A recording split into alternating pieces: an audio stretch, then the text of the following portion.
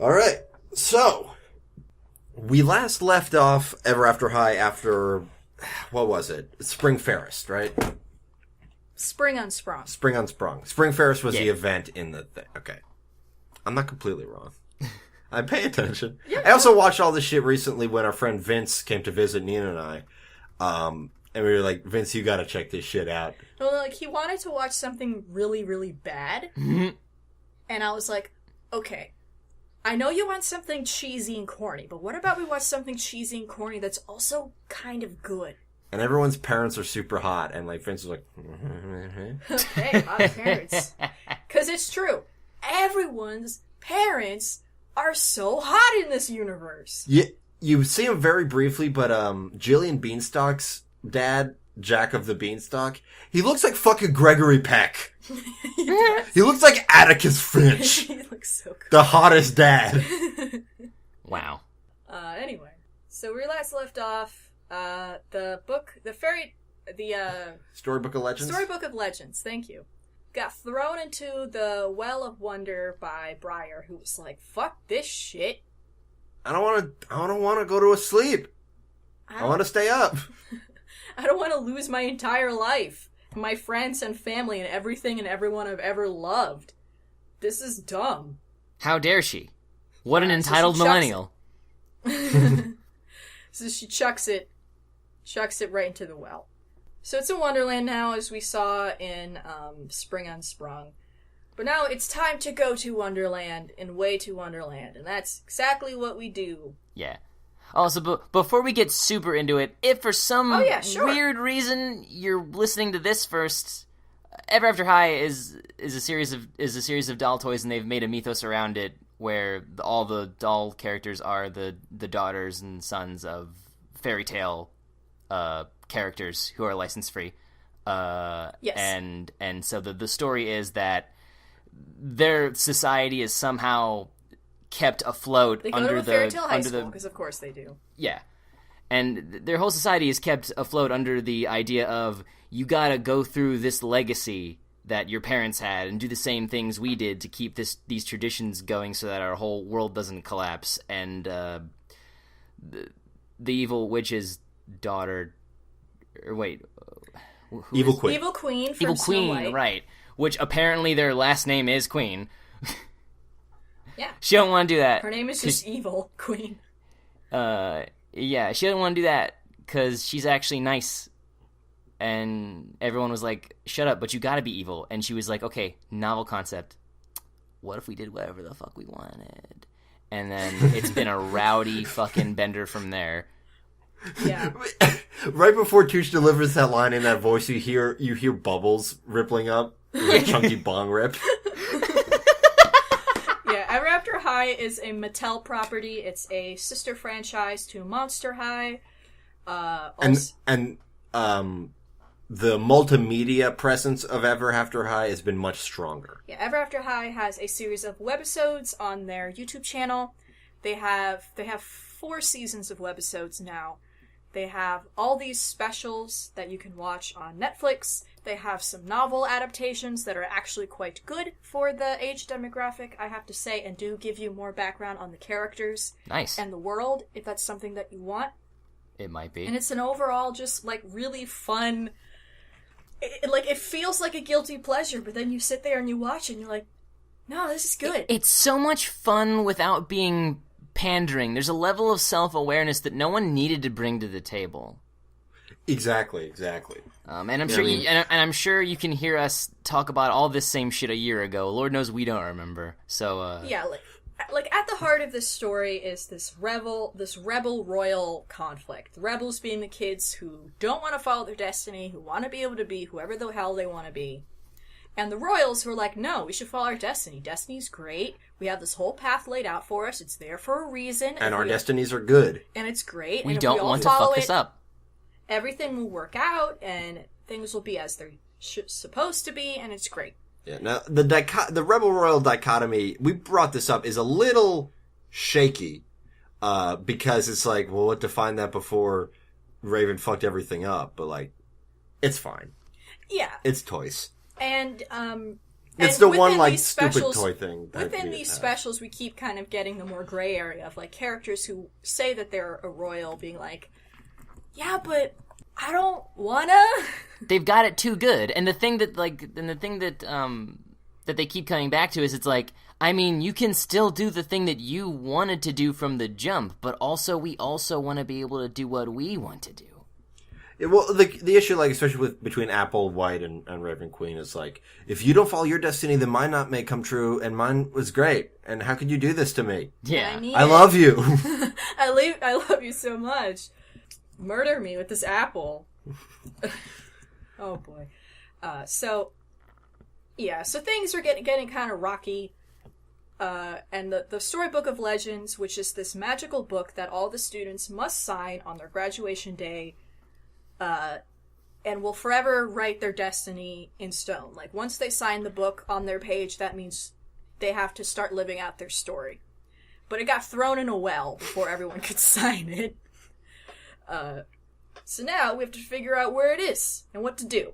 So we're in Wonderland, because in Wonderland is a part of this world. It's like a separate alternate universe. Well, it's like if the world of Ever After was branched into little kingdoms for the different fairy tales, and Wonderland is there. It provides the wonder of the fairy tale universe, the imagination and color, so to speak. The Rise of the Guardian Santa power. Yeah, pretty much. So we start out there. We are introduced to the two most milquetoast characters in the franchise, Alistair Wonderland and Bunny Blanc. Bunny Blanc at least has a cute design. Yeah. Yeah, I thought they were really good. I thought I saw them at first and was like, okay, they're like doing stuff, and then they stopped immediately. Oh, yep. Which is, I would like them to do more stuff. Yeah, and not just be awkwardly teenager love. But anyway, Alistair Wonderland's the son of Alice, and Bunny is the daughter of the White Rabbit. Now, part of why the world of Ever After is as strict as it is because Raven's mother, the original evil queen, being told that she was supposed to grow up to be evil, was like, you know what? Fine, I will be evil. In fact, I'll be so evil, I'll just evil over everybody else's stuff. I'll be so evil, I'll ruin it. That she basically took over everyone else's stories, and one of the things that she did was cast this curse on Wonderland that's not really... We don't really know the nature of the curse. Like, there are still people in Wonderland who live there that seem to be fine, but then a lot of the kids in Ever After who are from Wonderland are there because they were trying to escape the curse. It's not a great plot element, but whatever. Those two little lovebirds find the book. They're like, we gotta get this back to our friends in Ever After.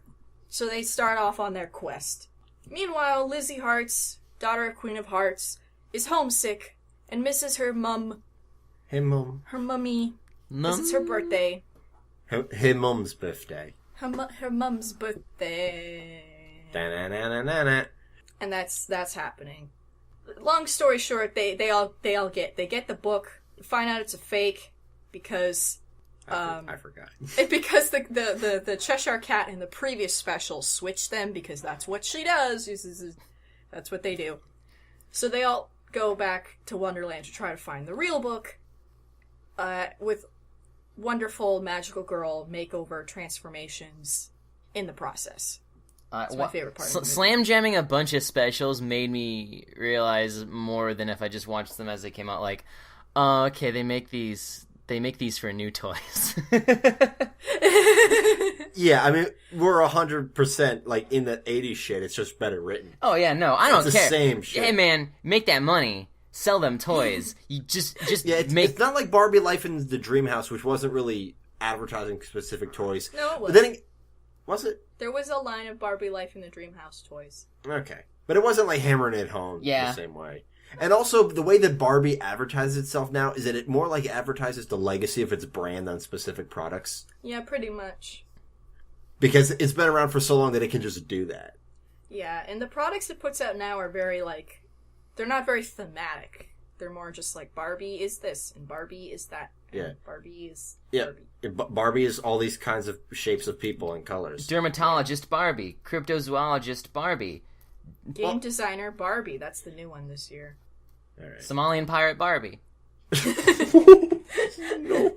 Barbie is also owned by Mattel. It's just... Who owns this one? Yeah. I forget.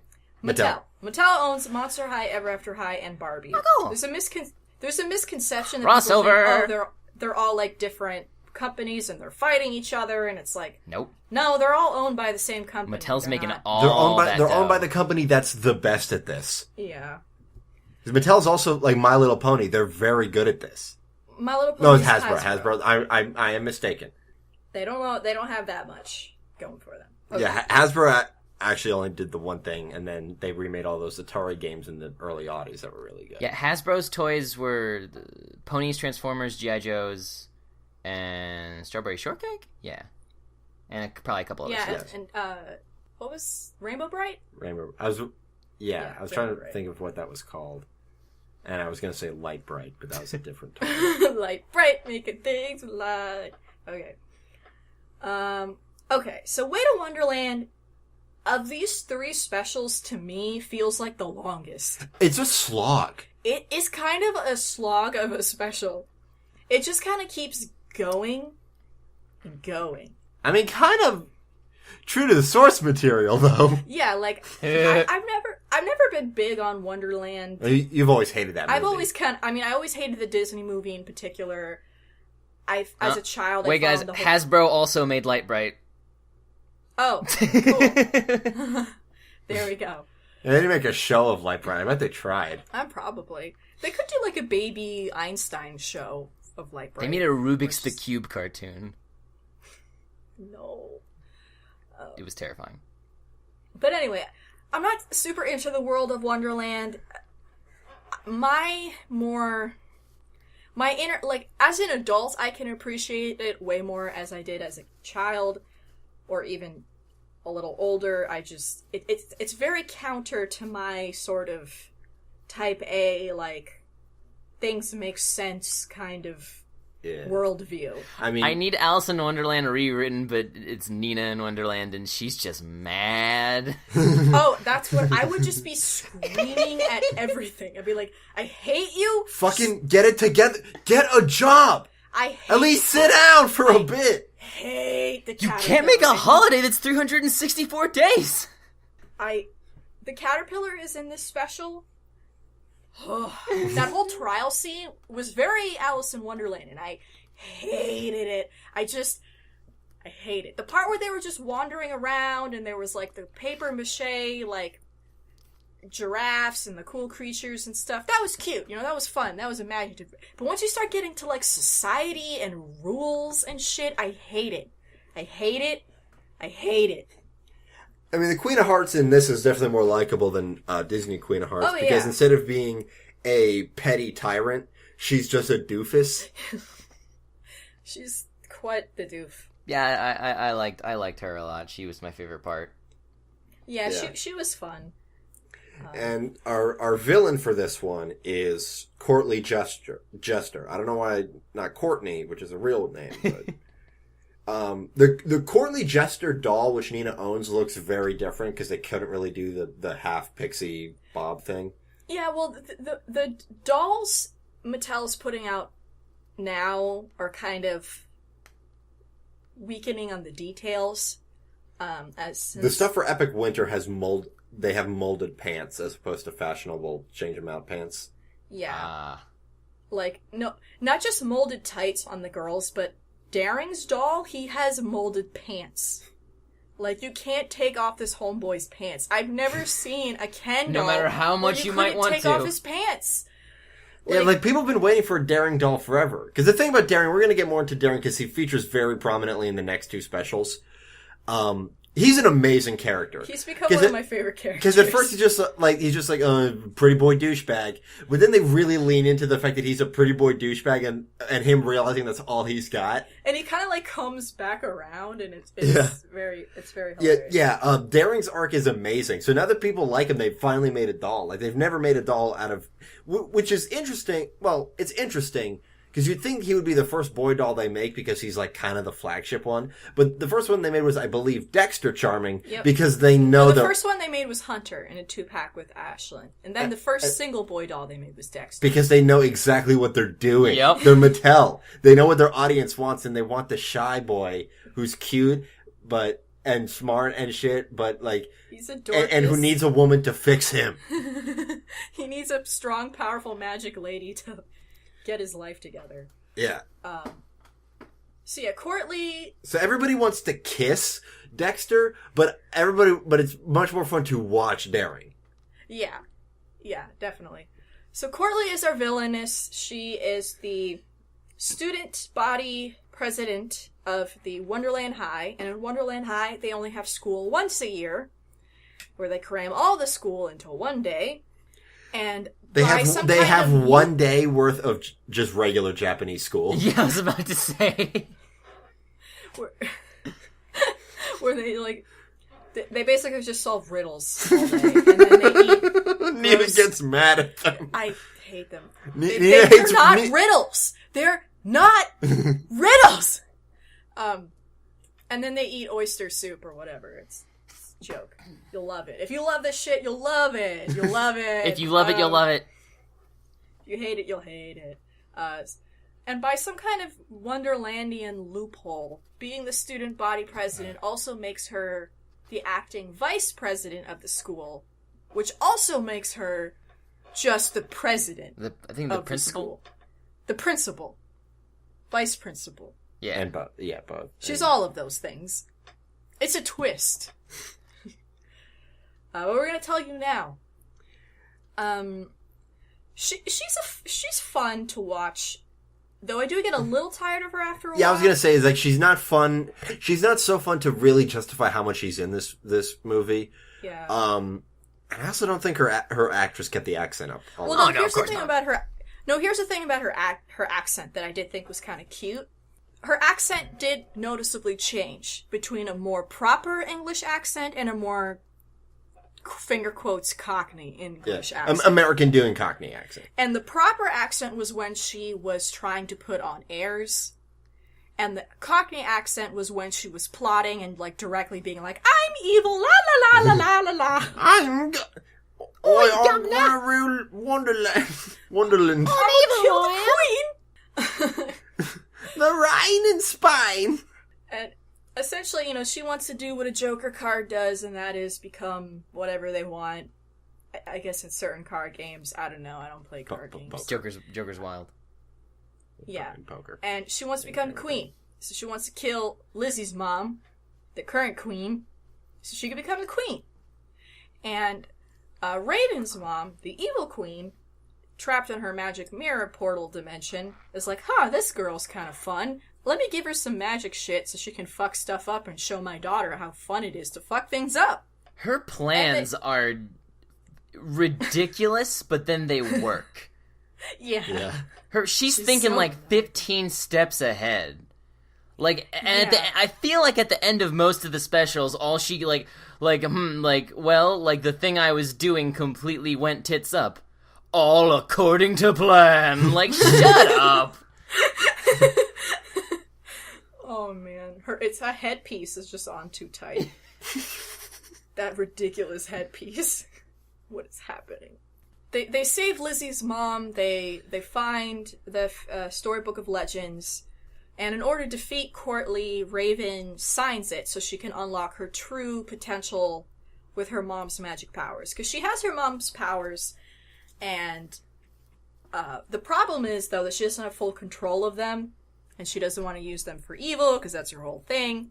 So by signing the book, she gets all the powers at once, but also a lot of the evil. So there's this awesome battle in the Queen of Hearts present room between Courtly and Raven, and Raven's got all ha ha ha ha, with giant flame balls in her hands, going crazy. And then with the power of Apple's love, she's able to refine herself, and now she just has cool magic powers. So they get the book back, they dispel the curse, everything's great. people can now freely travel between Wonderland and Ever After. Yeah, we're also introduced to Darling Charming, which is Dexter and Daring's youngest sister. This whole time she was posing as the White Knight. Who we saw in Spring on Sprung. Yeah. And she has this thing where she hangs out with Gingerbread House, and they bake a pie, and they send it, and they send a message. And we also get introduced to Brooke Page, the narrator's daughter. Because previously the two narrators have been this bickering couple, and now that we know they have a daughter, and the daughter's whole thing is she's like, how am I supposed to just sit back and tell the story when I care about these people and I want them to succeed? Yeah, so she talks to Maddie, who can hear the narrators, and she's the Ever After High logo. Yeah. They have not made a doll of her because it'd be weird, but it'd be cool. It'd be both. Yeah. But what's important about this special is at the very, very end, with all these reveals and all this crazy stuff, and Darling whips off her helmet and does the whole "I am no man" thing. I think she even says it. One of my favorite parts of that movie is the face that Eowyn makes right as she stabs like, the Witch King. That face is that face is crazy. Would have been great, and this is a tweet I saw. I wish I could remember who it was, but if she hit the Witch King so hard that his helmet spun around and then he wandered into a field of rakes. Brooke Page was actually in Spring on Sprung. Right, yeah. And what happens is that in this party, when everything's great, is that Raven takes the book and sort of destroys it, or releases it from its power. Like, all the pages fly out of the book and magically enter into their individual owners. Essentially meaning that all the people in Ever After have the power to create their own destiny. The power is yours! Yeah, essentially, yeah. So they can follow their story, they can do something else, they could do both, they could do whatever. And the whole Royal Rebel thing is essentially, like, done. We're over with that, because it never really worked in the first place because it was complicated, and now people can just live out their complicated lives the way they want to. And it's cool.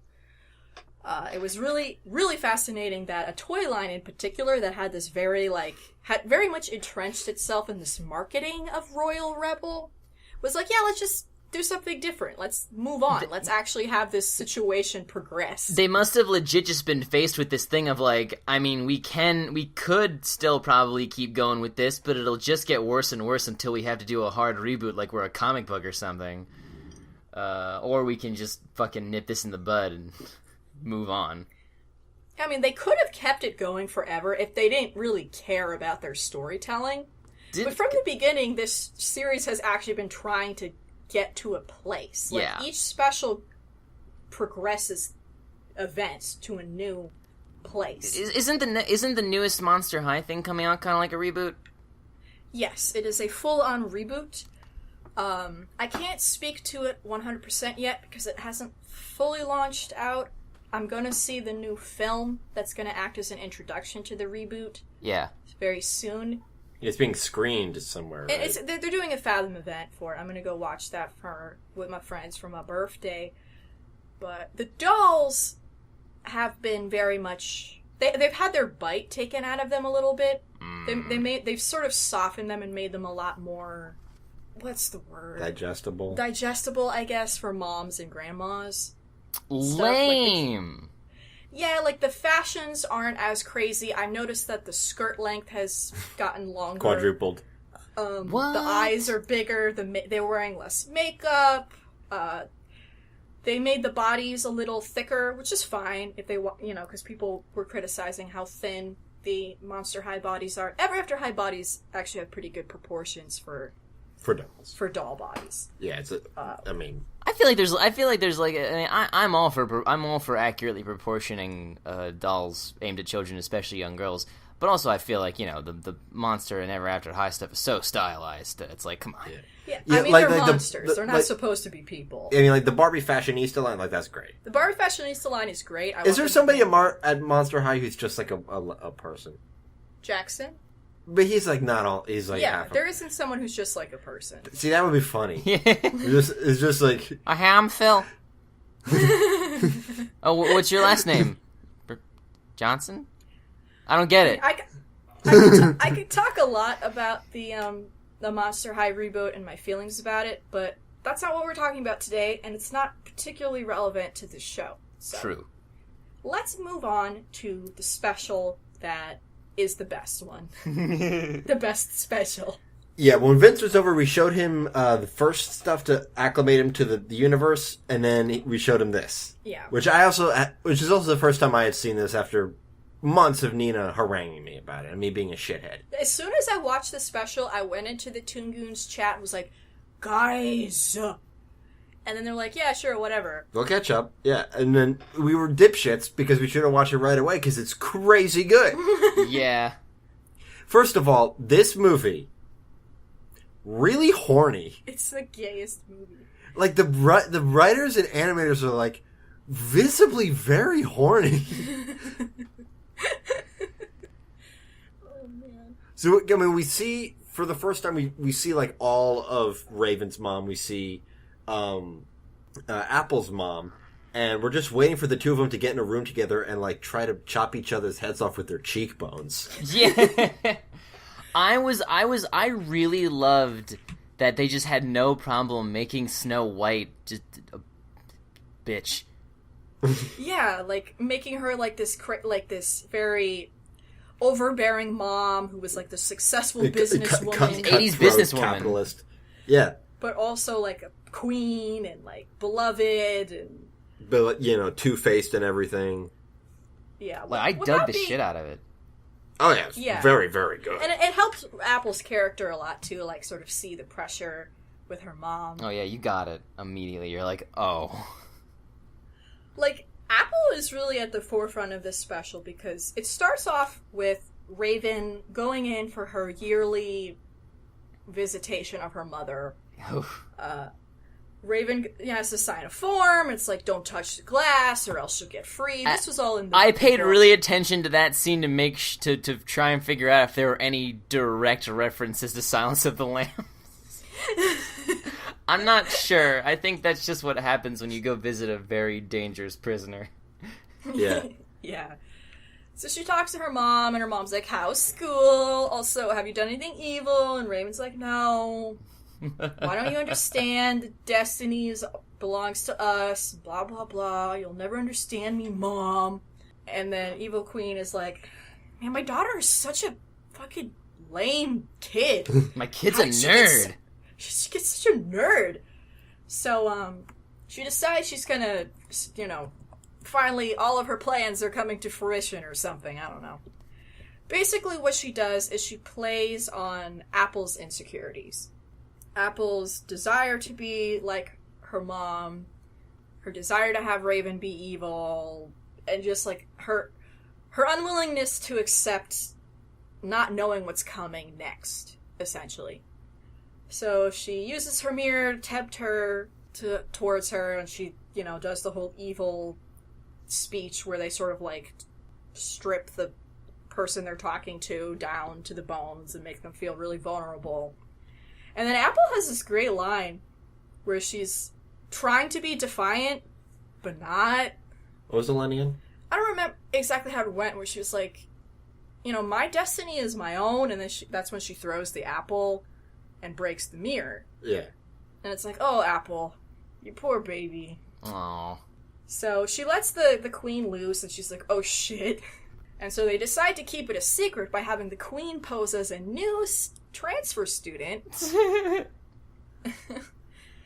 What was the name? Mira Shards. All right. And she basically just looks like the evil Ryu of Raven. Pretty much. It's like if Raven got overcome by the Satsui no Hado. Which is also a Comic-Con exclusive doll that they made, right? They made a Evil Queen as a teenager doll that was available in stores, and they also made that's Mira Shards. That's right? Mira Shards. And they made a Raven doll where she embraced her destiny as the Evil Queen. that getup you see at the end of the special where she like pretends that she's going along with her mom's plan and she's got all the feathers and shit. They did make a doll of that was exclusive to San Diego Comic-Con. Though they did recently come out with a wide release of that, which is really weird. Yeah. I haven't had a chance to go to Toy Store in a long time. And that doll, it is like a what if thing, which is exactly what Evil Ryu is. Yeah, it's a what if. Anyway, so Evil Queen's out. Apple's like, oh gosh, oh no, oh dear. But she's trying to see if she can manipulate Raven to go back to being evil again, and Raven's like, what the heck? I thought we've moved past this. I thought our relationship has progressed past this. That's probably the saddest part, is it's like, it doesn't work for a second. Yeah. She's just like, maybe this will work, and it's just like, stop, what? What are you doing? What's wrong?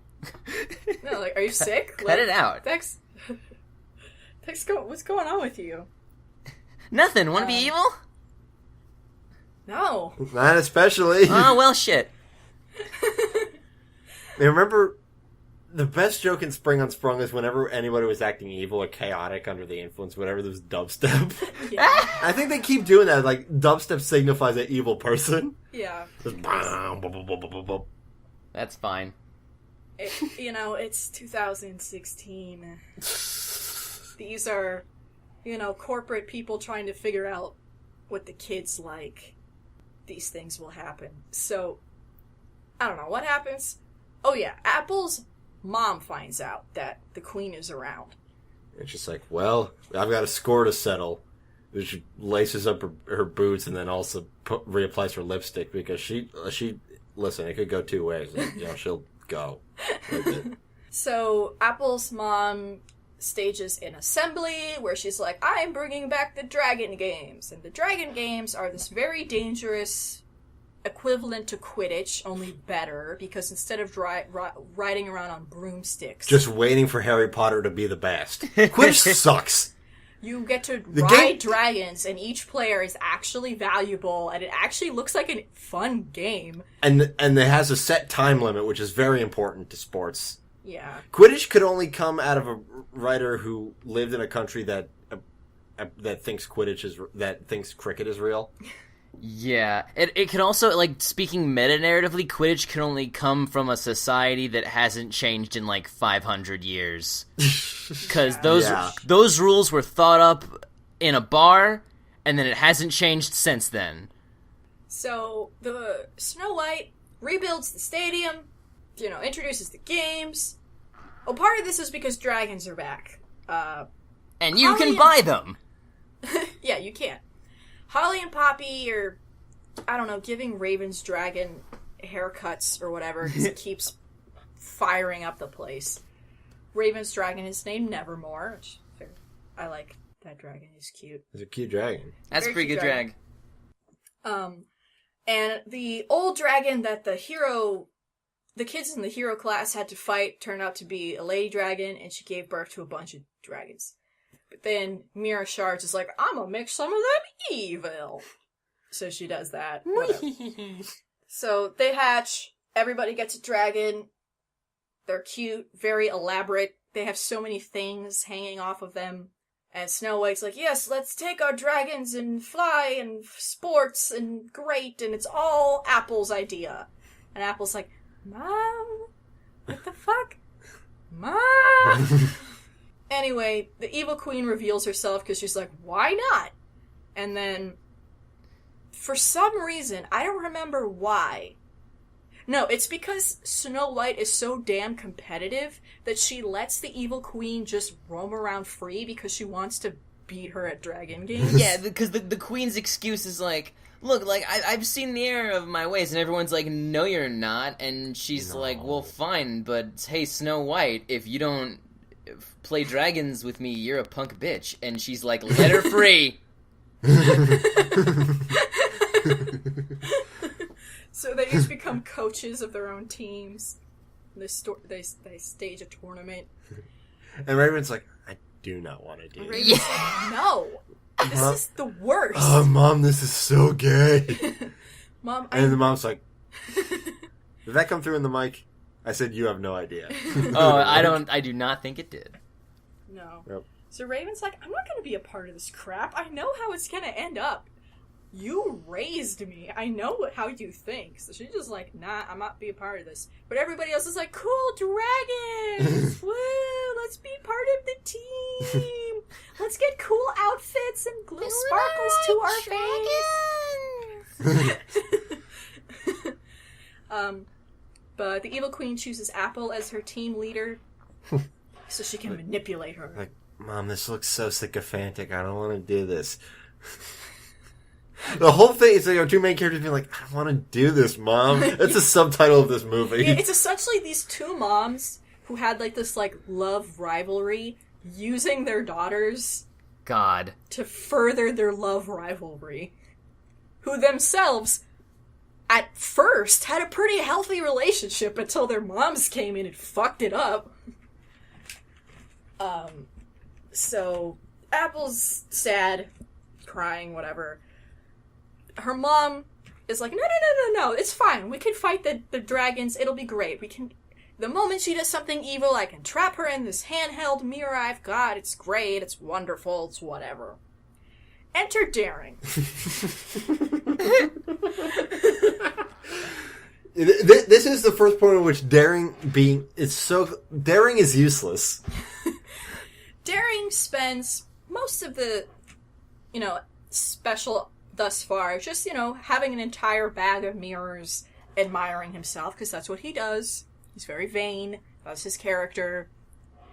But at one point, the mirror that was supposed to be used to trap the evil queen gets lost in his bag of mirrors. Because the evil queen is also manipulating Fabel, who's the daughter of the evil fairy. Which is the same Maleficent. Or Maleficent, rather. To do her bidding, because Fabel looks up to her as the mother she never had, because her mother got her story taken away by the evil queen. So it's basically these adult women just using teenagers. As Nina's describing this, I've got strings and thumbtacks on a cork board.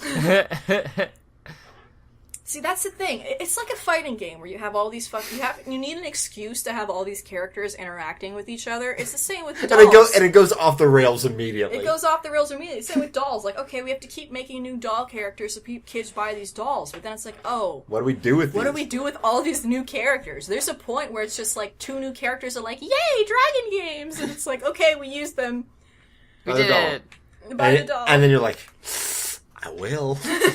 Cute doll. It's really cute. Like Justine Dancer. She's done nothing. She's done nothing. Jillian Beanstalk was like... No, she planted the beanstalk that saved Apple's life when the evil queen just pushed her out the castle window. Remember that? Yeah. She was in it for... She had less screen time than Dizzy in Revelator. Yeah, it's just... That's the most Toon Goons inside joke we've ever made. It's the most insular joke. It is. There's just a lot of characters going on. But the point is that Raven and Apple are in love with each other. They don't know it. Yeah, again, yes. And that has been the thing since... Was that in Spring on Sprung? Where it's like, I need her! No, that was in the first episode. With the I need her. And then with the floats? They're making floats, right? For some parade? That was for Spring and Sprung. They were making floats. And then later on, it was the part where Apple got corrupted and got turned evil because of the curse or whatever. And Raven's like, that's not the Apple I know and love. And they're like always holding hands. All the time. What's happening? Dragons. They fight. It's cool. Darren gets caught in the trap mirror. Oh yeah, he gets... And the other which is a contingency mirror, which gets switched as a regular mirror, so they try to capture the evil queen, and that's like, it doesn't work. Yeah, meanwhile Daring's in the mirror realm where he can't look at himself in the mirror, and within not even an entire day, loses his mind. Within like 35 minutes, is full on Tom Hanks and Castaway. Doesn't he make a friend in there? He does. He draws his own little... Yeah, he draws himself on a mirror. Wilson. He does. His own little Wilson. Yeah. So the evil queen takes the fuck over. Yeah, I mean, a bunch of other stuff happens, but eventually, like, the evil queen becomes the evil queen. She does what she does best. She wrecks the school, she floats it in the air, everything's dark and stormy and crazy. She captures all of the faculty and staff of Ever After and puts them in these, like, animal bodies, including Snow White. What was Snow White turned into? A snake. A white snake. White Snake? Wow. White snake. That, you know, the horny band? That was the horniest band. Not before they have a horny, like, I'm trapped in the glass thing. God. It's like the bit with Jasmine from Aladdin. It was like, ah. It's like, I can't believe I trusted you. And she's like, yeah, me neither. Yeah, you're dumb. Listen, I didn't have a plan. Like, everything would have fallen apart if you distrusted me even a little. So, everything is gone to shit. It's bad.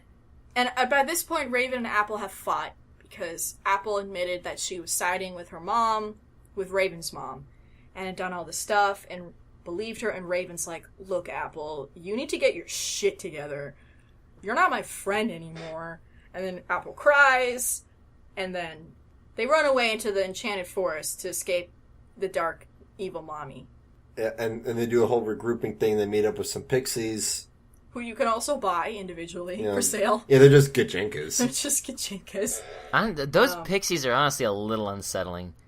Yeah, not I a like huge their fan. Voices. They look, yeah, that's the thing. They look so just like, okay, they're human with animal attributes, but then they talk like chipmunks. Yeah, and then they're just there. And Ashland's like, oh, the pixies of the forest. I can understand their language. And it's like, that's... I need to do something in this movie. We're all spread so thin. I'm here for moral support. Okay, here's what's important. They're eating food around a fire the evil queen put via Fabel. Poison apple. Applewhite eats it. Well, Apple and Raven had just made up. Because the evil queen was like, I was using you, you dumb bitch, and then threw her off the castle, and then and Apple's like, I have to find my girlfriend, I fucked everything up, wait. And then, yeah, they're eating, Apple bites the apple, she dies, and everyone cries, and it's like, oh no, she's just asleep, but forever, because it's her story. Yeah, and then Daring rolls up and he's like, it's my time to shine! That's a breath spray. And then... Oh yeah, they managed to get him out of the mirror. And almost immediate, they're like, Darren, we need you to kiss Apple. And he's like, what? Huh? He's got like, he just barfs like a baby, just bleh.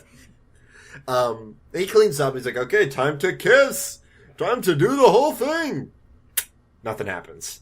Let me come at it from a different angle. I'll turn my head the other way. Come on. So, at this point, I'm at the edge of my seat, and I'm like, this is what Nina was fucking talking about. Something. Yeah, same. Yeah, I was like, I thought it was going to maybe be Raven. It wasn't. What it is... was another Charming. Their youngest sister, Darling Charming, turns out to be Apple's fated Prince Charming of Destiny. Which we find out, of course, I mean, they had to sort of, they couldn't just have two girls kiss. It was a mouth-to-mouth thing. It was a mouth-to-mouth thing.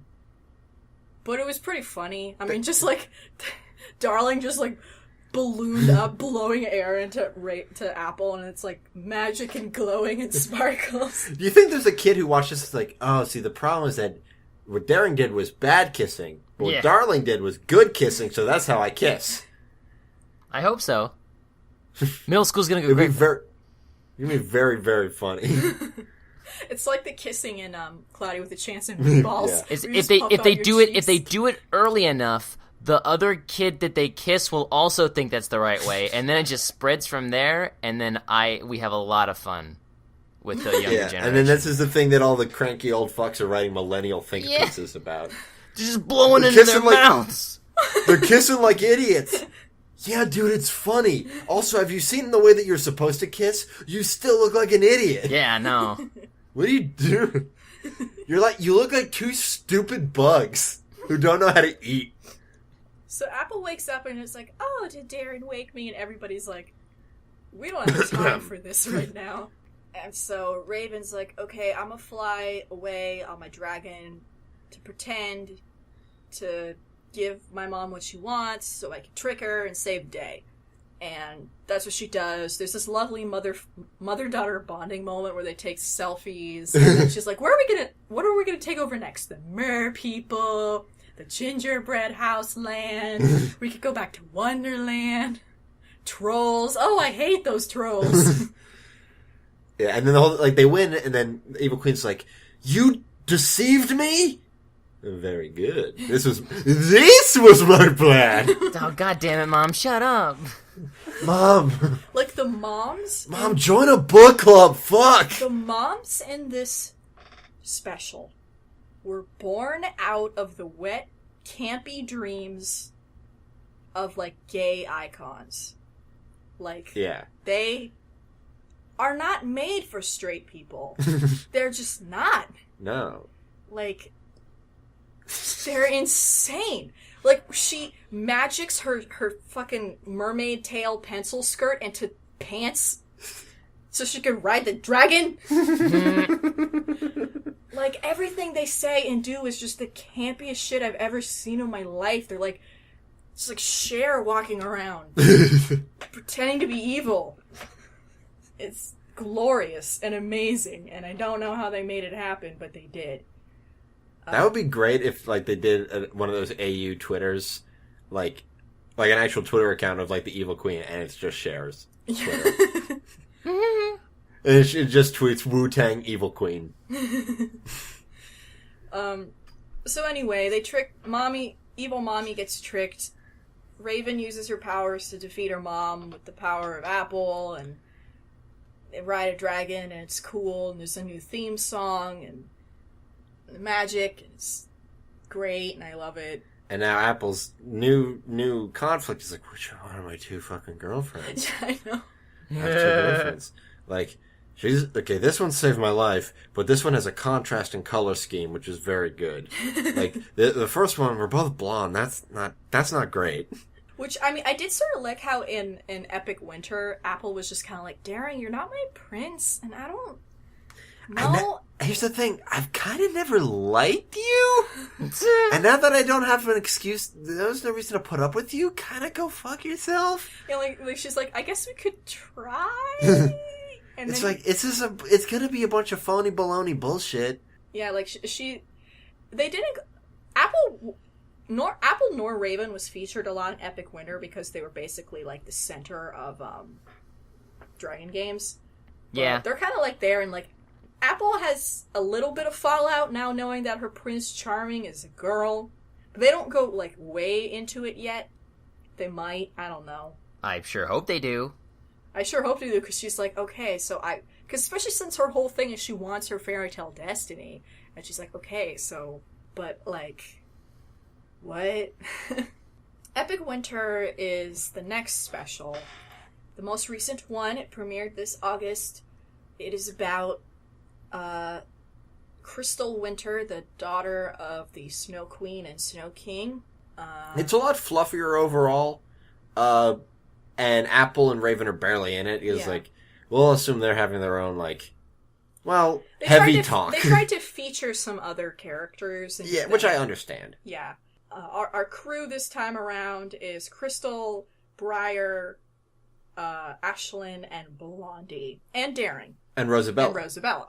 Because since Daring is no longer the Prince Charming of Snow White's story, we learn that he becomes the Prince Charming of Beauty and the Beast's story.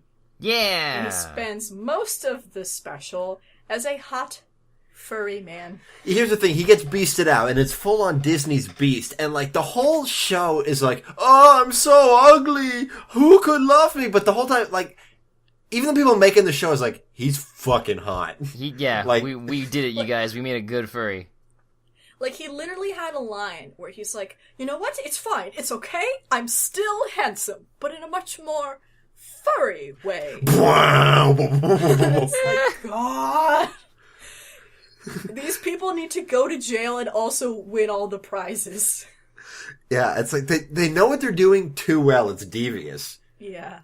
So the plot of this one is, Crystal Winter is kind of this sheltered princess girl. She doesn't even know how to tie her damn shoes because she has servants and shit that does everything for her. But she does know how to skate in stilettos, so I think that cancels out.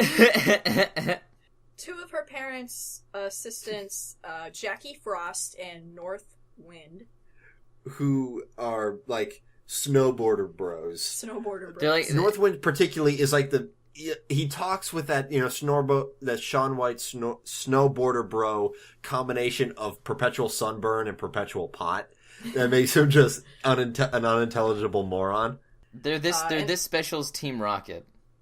Essentially, yeah, and they plot to overthrow Crystal's parents so they can become the kings and queen of winter, whatever.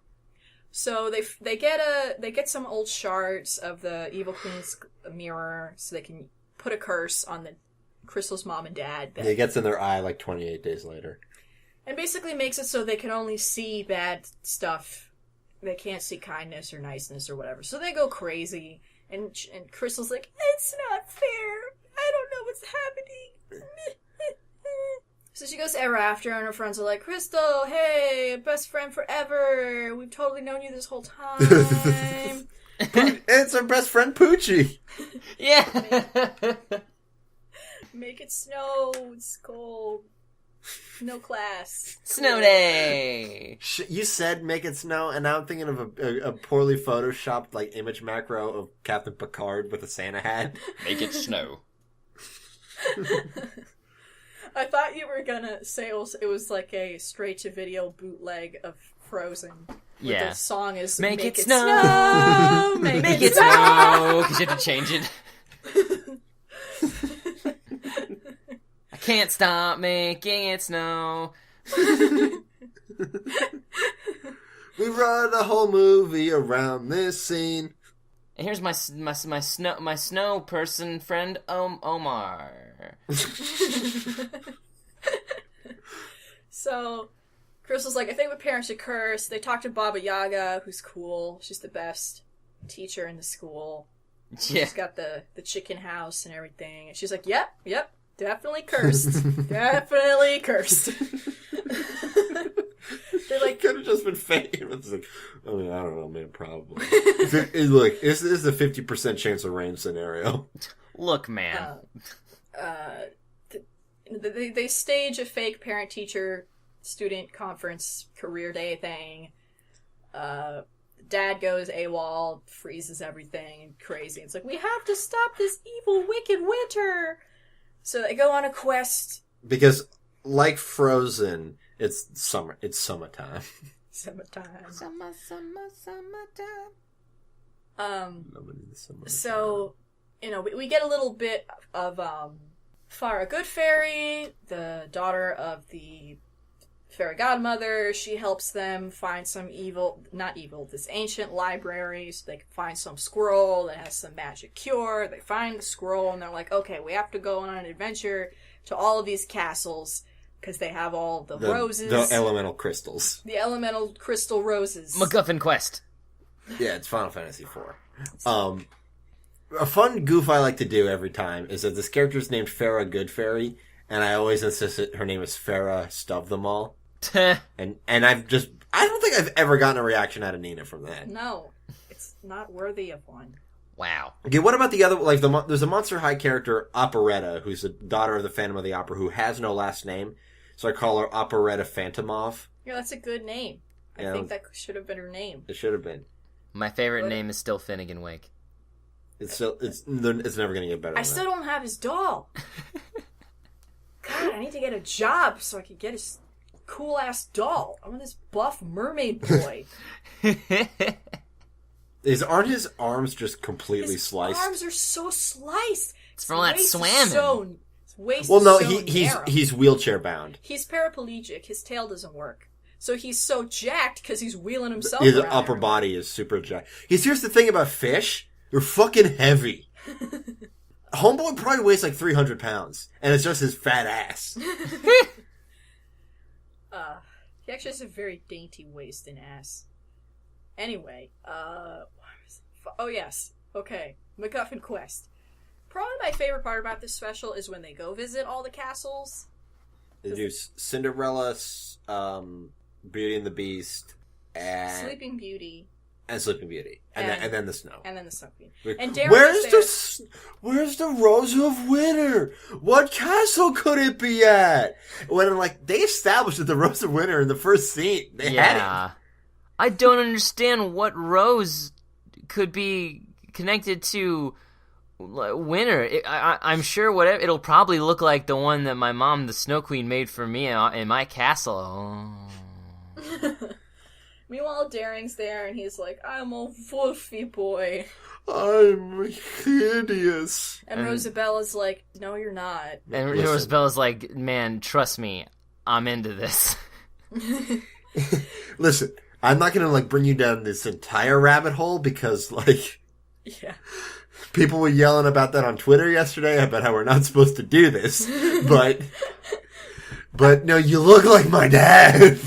Yeah, like, you look like my hot dad. Like, I love the bit where he's like, but I'm so beast, who could ever love a beast? And she's like, dude, my dad's a beast, you fucking racist asshole.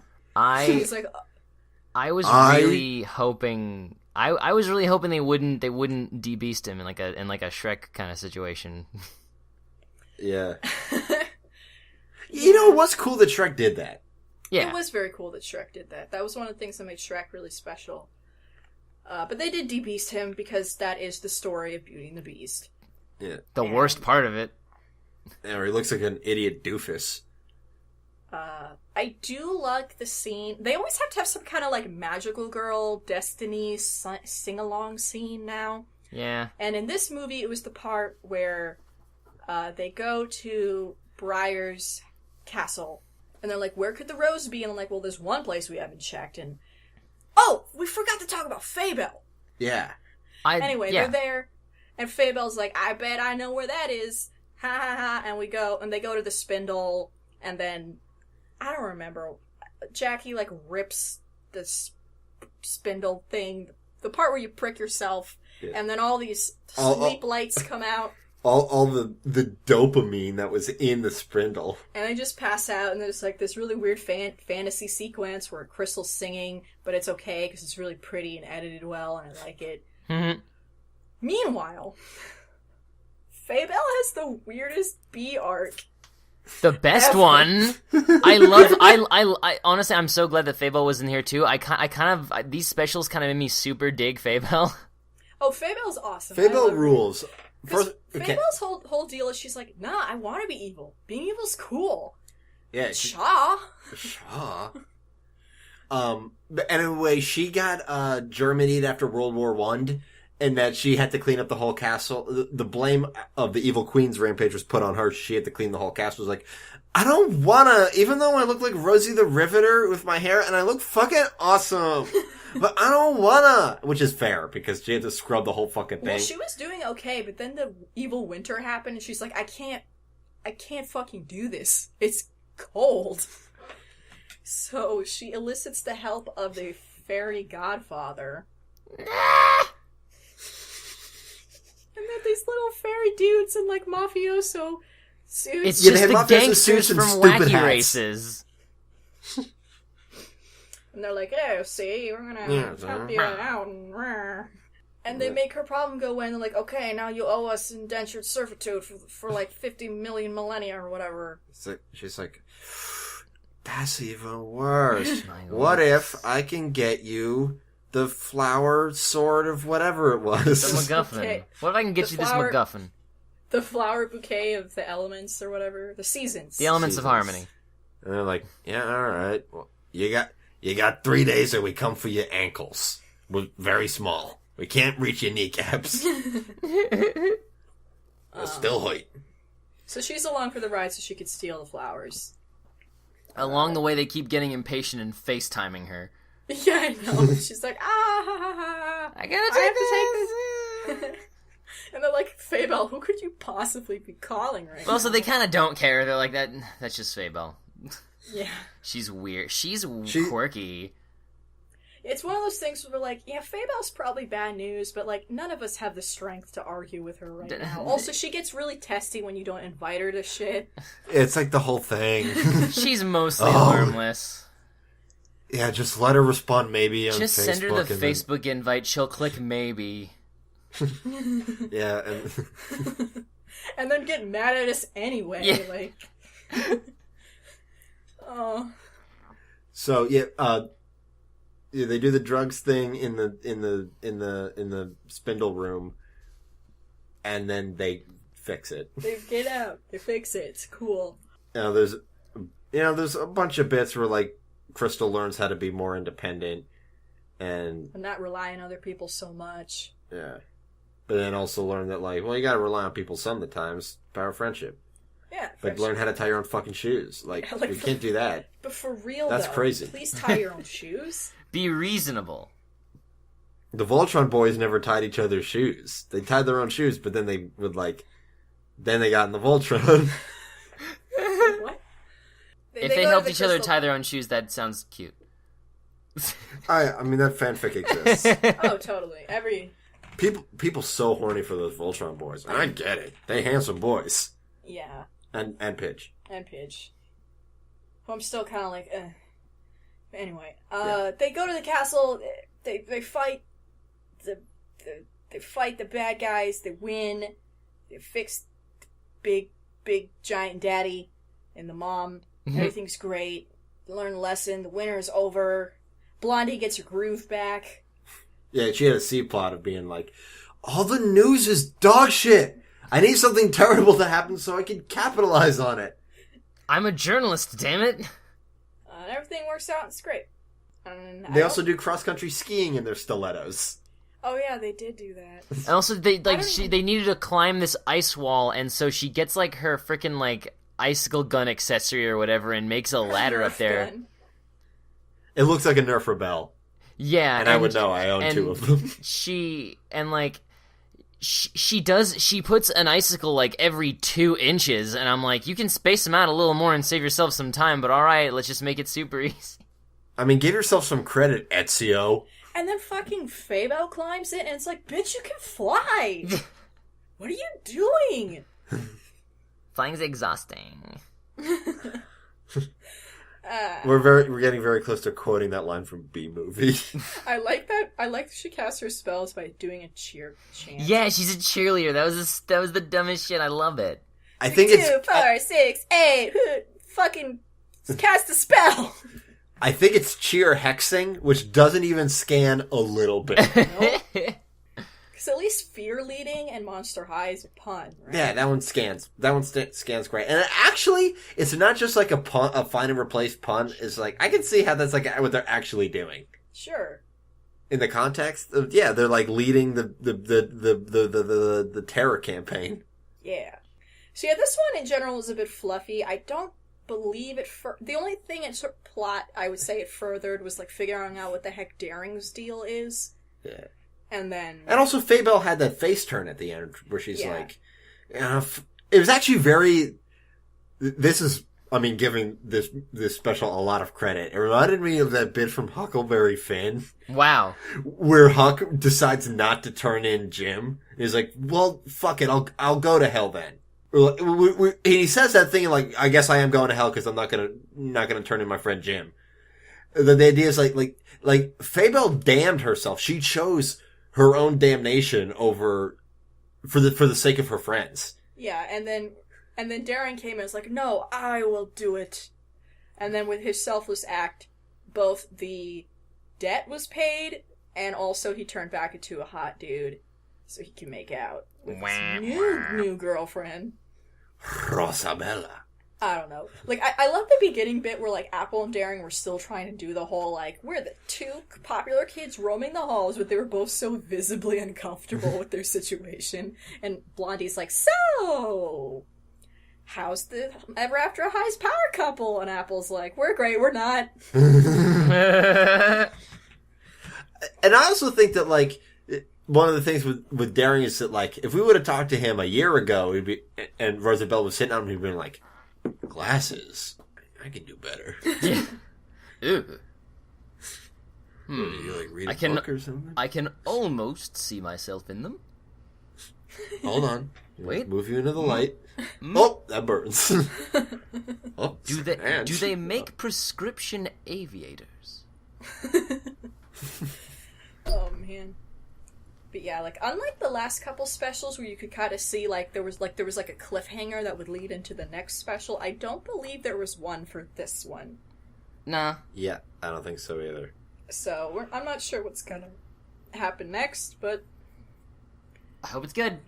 I hope it's good. I want more Ramona Badwolf. Yeah. Yeah. We learned that Cerise has a sister who's taken on their father's destiny as the next big bad wolf, and she's got the sultriest damn voice. She sounds like Brody Dale. Like, she sounds like she's like 35, and all these kids are like, "Hi." Hey, how are you kids doing today? You wanna go to the bathroom and smoke? Yeah, you want some of this reefer? 'Cause I'm bad. You want some of this reefer? 'Cause I love jazz. I'm very old. So yeah, I'd like to see either more stuff with Cerise and Ramona, or maybe something with Cedar, daughter of Pinocchio. I'd like to see what she's up to. Yeah. Because she's still cursed never to be able to lie. Except for when her other curse overrid it. Yeah. Like, well, you're eating the... Where do you get that cupcake? I don't know. You just tell a lie? No. Yeah, she can friggin'... I guess curses don't stack. I guess not. And I'm especially interested because this year's San Diego Comic-Con exclusive doll was a what if Cedar Wood followed her father's destiny. And it was like this kind of creepy doll of her like marionetted out, like she actually has the marionette strings and her mouth is kind of open, like the jib-jab hinge. The jib-jab hinge. So you guys remember jib-jab? I mean, I do now. I didn't. I do now. They did like... I mean, yeah, that would make an interesting like. Yeah, I remember for her. we talked about them last week. They're doing that new show, that kid show about the robots. Oh yeah. They used to do like stuff in the Bush Kerry election of like political jokes. Is just take photos and then they would animate just the mouth. Yeah, that was dumb. Yeah. But no, I think like that, like you describing that doll, I think that could be a special. What if she gets cursed in some new way and she gets turned into a for real puppet and they gotta fix it? I don't know.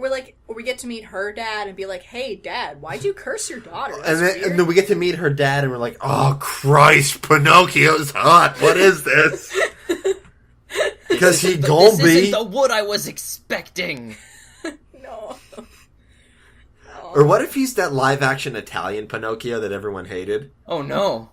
Everyone outside of Italy. This is the least hot thing ever. I'm pretty sure every iteration of Pinocchio has been not hot. It's Pinocchio. Yeah, he's a child. He's a little baby child boy. Except for that Italian guy who's just this creepy doofus. You know, the idea is this: an adult Pinocchio with like here's the thing, very strong profile.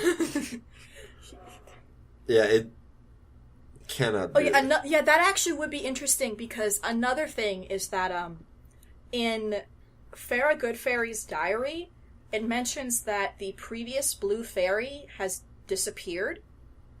And so Farrah might take on that role as well, being not only the fairy godmother, but also the Blue Fairy. So it could be like this weird thing of like, what's going on with Cedar's story? Yeah. I would like that. Let's get some lore. Cedar's one of my favorites. Her design's great and I love her voice. It's just so cute. She's got the high-pitched rasp. Yeah. Though they have sort of shifted around voice actresses a bit. Yeah, like, wasn't somebody used to be voiced by Laura Bailey and then they Ashlyn. Yeah, Ashlyn. It was Laura Bailey. And now she's Karen Strassman. Ow. Yeah. I don't know, dog. We'll see. But it was fun. I like After High. It's a good, fun time. Yeah. Yeah, and I gotta catch up with the webisodes, because, like, there is some stuff, like, Season 4 with, like, Justine Dancer or Jillian Beanstalk. More Faye Bell. There's this hilarious bit where Faye Bell's throwing a party. at the same time, somebody's throwing a cooler party. Oh no! Like, well, we gotta go to Fabel's or it's gonna be a whole fucking thing. Yeah. Yeah. So, I like Ever After High. It's fun. Check it out. Right. You guys got any thoughts, any stuff? I'm glad it continues to be good. Yeah, if they could actually like have a thing where they talk about the Apple, man. That would be the only love triangle I would be interested in. Right? If they did an Apple Raven. Nina's eyes shot open. Apple Raven Darling. Oh, like, man. And maybe these teens could like learn about polyamory and destigmatize it. Like, no cartoon's doing that yet. Honestly, half of me is like, it's a freaking toy cartoon commercial. No one's gonna, like, that's too big of a thing. But then I'm like, they would be the only people to be able to get away with it because no one's looking at them close enough. Also, it's Netflix exclusive, so they can do whatever they want. Yeah. It's not like it's airing on TV. Yeah, there's no standards and practices. No such thing as bad press. Wow. We did talk about Sausage Party earlier, and it was all bad, so... I guess more in terms of, like, I guess in terms of, like, the what kind of, like, the backlash versus the publicity. Yeah. Oh, yeah. Yeah, I mean, destigmatize polyamory. Do it. I guess, sure. I Nerds. never really thought about it. Well, I mean, I've only ever seen it in shipping, but like, okay, it's a thing that people do, and like, they're all consenting adults, and like, it's not for me, but what does that have to do with anything? Yeah. I'm just some shithead. I'm fairly polyamorous. Yeah. All right. All right.